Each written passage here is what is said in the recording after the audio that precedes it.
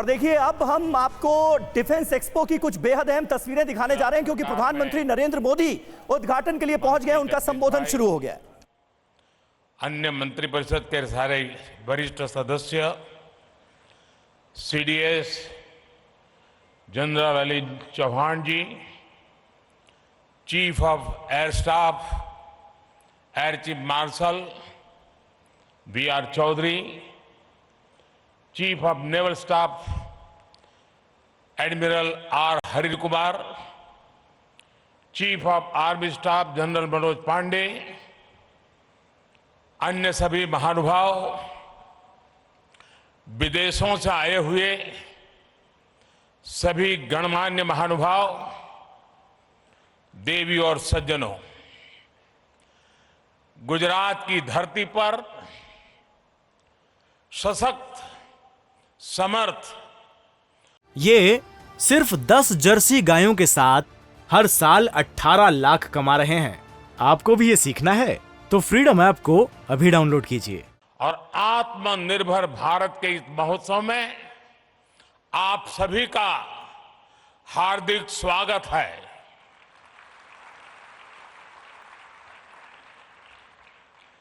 देश के प्रधानमंत्री के रूप में आपका स्वागत करना ये जितना गौरवपूर्ण है उतना ही गौरवपूर्ण इस धरती के बेटे के रूप में आप सबके स्वागत करने का भी मुझे गर्व है। डेफ एक्सपो 2022 का ये आयोजन नए भारत की ऐसी भव्य तस्वीर खींच रहा है जिसका संकल्प हमने अमृत काल में लिया है। इसमें राष्ट्र का विकास भी है, राज्यों का सहभाग भी है, इसमें युवा की शक्ति भी है, युवा सपने भी हैं, युवा संकल्प भी है, युवा साहस भी है, युवा सामर्थ्य भी है। इसमें विश्व के लिए उम्मीद भी है, मित्र देशों के लिए सहयोग के अनेक अवसर भी हैं। साथियों, हमारे देश में डिफेंस एक्सपो पहले भी होते रहे हैं, लेकिन इस बार का डिफेंस एक्सपो अभूतपूर्व है। एक नई शुरुआत का प्रतीक है। ये देश का ऐसा पहला डिफेंस एक्सपो है जिसमें केवल भारतीय कंपनियां ही भाग ले रही हैं। केवल मेड इन इंडिया रक्षा उपकरण ही है। पहली बार किसी डिफेंस एक्सपो में भारत की मिट्टी से, भारत के लोगों के पसीने से बनी अनेक विध उत्पाद, हमारे ही देश की कंपनियां, हमारे वैज्ञानिक, हमारे युवाओं का सामर्थ्य आज हम लौह पुरुष सरदार पटेल की इस धरती से दुनिया के सामने हमारे सामर्थ्य का परिचय दे रहे हैं। इसमें 1300 से ज्यादा एग्जीबिटर्स हैं, जिसमें भारतीय उद्योग है, भारत के उद्योगों से जुड़े हुए कुछ जॉइंट वेंचर्स हैं, एमएसएमईज और 100 से ज्यादा स्टार्टअप्स हैं। एक तरह से आप सब यहां और देशवासी और दुनिया के लोग भी क्षमता और संभावना दोनों की झलक एक साथ देख रहे हैं। इन्हीं संभावनाओं को साकार करने के लिए पहली बार 450 से ज्यादा एमओयूज और एग्रीमेंट साइन किए जा रहे हैं। साथियों, ये आयोजन हम काफी समय पहले करना चाहते थे। गुजरात के लोगों तो भली बात पता भी है, कुछ परिस्थितियों के कारण हमें समय बदलना पड़ा, उसके कारण थोड़ा विलंब भी हुआ। जो विदेशों से मेहमान आने थे उनको असुविधा भी हुई, लेकिन देश के अब तक के सबसे बड़े डिफेंस एक्सपो ने एक नए भविष्य का सशक्त आरंभ कर दिया है। मैं जानता हूं कि इससे कुछ देशों को असुविधा भी हुई, लेकिन बड़ी संख्या में विभिन्न देश सकारात्मक सोच के साथ हमारे साथ आए हैं। साथियों, मुझे खुशी है कि भारत जब भविष्य के इन अवसरों का आकार दे रहा है, तो भारत के 53 अफ्रीकन मित्र देश कंधे से कंधा मिलाकर हमारे साथ खड़े हैं।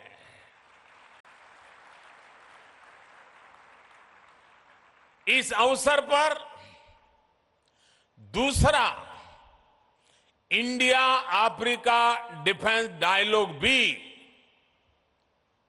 आरंभ होने जा रहा है। भारत और अफ्रीकन देशों के बीच ये मित्रता, ये संबंध उस पुराने विश्वास पर टिके हैं जो समय के साथ और मजबूत हो रहा है, नया आयाम छू रहा है। मैं अफ्रीका से आए अपने साथियों को बताना चाहता हूं कि आज आप गुजरात की जिस धरती पर आए हैं, उसका अफ्रीका के साथ बहुत पुराना और आत्मीय संबंध रहा है। अफ्रीका में जो पहली ट्रेन चली थी, उसके निर्माण कार्य में इसी गुजरात के कच्छ से लोग अफ्रीका गए थे और उन्होंने मुश्किल अवस्था में हमारे कामगारों ने जी जान से काम करके अफ्रीका में आधुनिक रेल, उसकी नींव रखने में बहुत बड़ी भूमिका निभाई थी। इतना ही नहीं, आज अफ्रीका में जाएंगे तो दुकान शब्द कॉमन है। ये दुकान शब्द गुजराती है। रोटी, भाजी, ये अफ्रीका के जनजीवन में जुड़ गए शब्द हैं।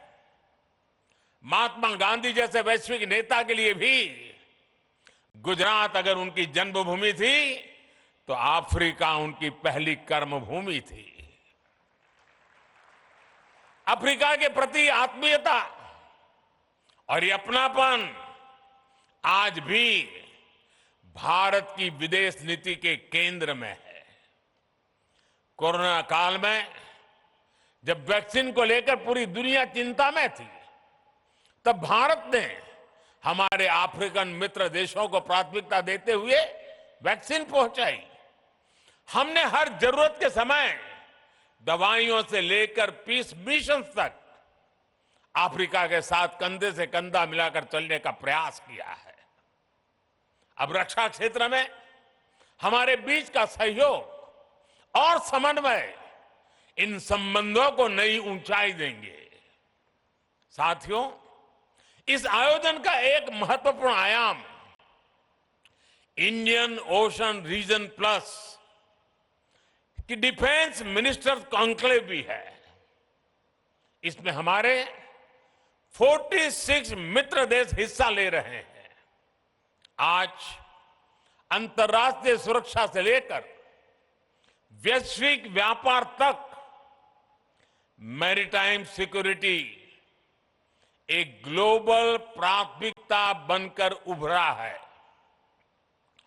2015 में मैंने मॉरिशस में security and growth for all in the region यानी सागर का विजन भी सामने रखा था।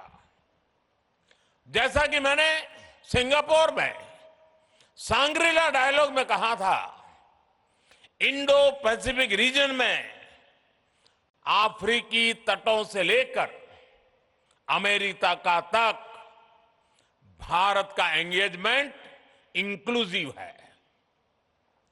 आज ग्लोबलाइजेशन के दौर में मर्चेंट नेवी की भूमिका का भी विस्तार हुआ है।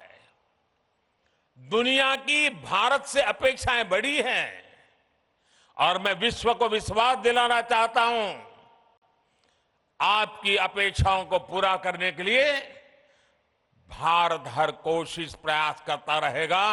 हम कभी पीछे नहीं हटेंगे। इसलिए ये डिफेंस एक्सपो भारत के प्रति वैश्विक विश्वास का प्रतीक भी है। इतने सारे देशों की उपस्थिति के जरिए विश्व का बहुत बड़ा सामर्थ्य गुजरात की धरती पर जुट रहा है। मैं इस आयोजन में भारत के सभी मित्र राष्ट्रों और उनके प्रतिनिधियों का हृदय से स्वागत करता हूं। मैं इस भव्य आयोजन के लिए गुजरात के लोगों और विशेष रूप से मुख्यमंत्री भूपेंद्र भाई पटेल, उनकी पूरी टीम का अभिनंदन करता हूं। देश और दुनिया में विकास को लेकर औद्योगिक सामर्थ्य उसे लेकर के गुजरात की जो पहचान है, आज इस डिफेंस एक्सपो से गुजरात की पहचान को चार चांद लग रहे हैं, एक नई ऊंचाई मिल रही है।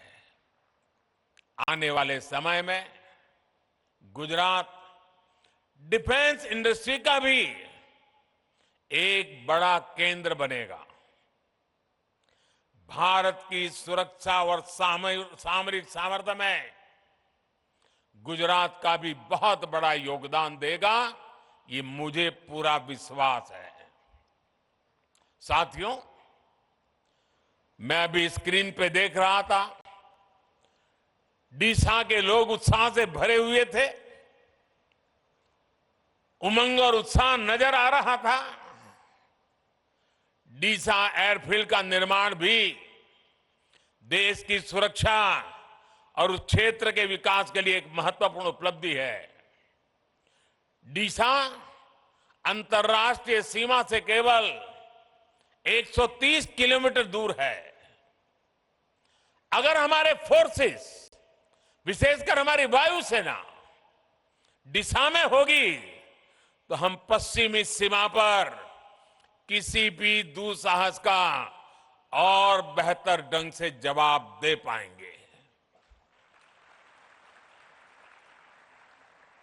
डीसाना भाइयों बहनों, તમને હું ગાંધીનગરથી અનેક અભિનંદન પાઠવું છું। હવે તો ડીસા વાસણનો બનાસકાંઠા પાટણ જિલ્લાનો સિતારો ચમકી રહ્યો છે। इस एयरफील्ड के लिए गुजरात की ओर से साल 2000 में ही डीसा के ये जमीन दी गई थी। जब यहां मैं मुख्यमंत्री था तो मैं लगातार इसके निर्माण कार्य के लिए प्रयास करता था। तत्कालीन केंद्र सरकार को, उस समय जो सरकार थी, उनको बार बार मैं समझा रहा था इसका महत्व क्या है। इतनी सारी जमीन दे दी, लेकिन 14 साल तक कुछ नहीं हुआ और फाइलें भी ऐसी बना दी गई थी, ऐसे सवालिया निशान डाले गए थे कि मुझे वहां पहुंचने के बाद भी सही तरीके से सही चीजों को प्रस्थापित करने में भी टाइम गया।